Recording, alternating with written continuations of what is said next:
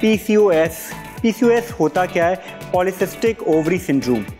Basically इसका मसला बहुत कॉमन, हर दूसरी ख़वातीन, अभी ख़वातीन तक ये मुद्दत नहीं रहा ये मामला, ये अब छोटी बच्चियों को भी शुरू हो गया है। इसके बहुत सारे कॉजेज़ हैं, जैसे कि ओवर स्ट्रेस करना, हार्मोनेटेड चिकन या हार्मोनेटेड चीज़ों का इस्तेमाल से ये मसला बहुत नॉर्मली आम हो गया है। इतनी फ़ीमेल्स मोस्ट ऑफन मुझे मिल जाती हैं जो कि इस मसलों के साथ आती हैं कि शादियों का सीज़न ऑन है और वेट लॉस नहीं हो रहा बच्चों का, और कितने मसाइल जो वेट से रिलेटेड हैं।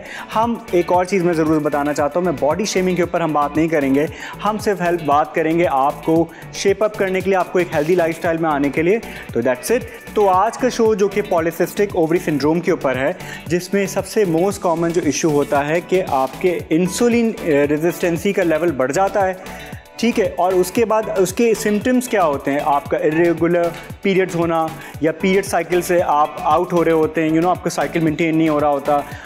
फिर आपके बाद सबसे बड़ा मसला होता है वो एंड्रोजन्स लेवल का बढ़ना इंसुलिन रेजिस्टेंसी की वजह से। सो उससे क्या होता है कि आपको ओबेसिटी का इशू हो जाता है, ओवर बंजी ईटिंग का शौक हो जाता है। लोग पीरियड्स क्रैम्प्स की वजह से आइसक्रीम खा रहे हैं, ओवरलोडेड वो चीज़ें खा रहे हैं जो कि उनके लिए हेल्दी नहीं है। और इस पूरी डाइट में आपको ख्याल रखना है अपना high fibre intake. High fibre intake और कॉम्प्लेक्स कार्ब्स के ऊपर आपको रहना है।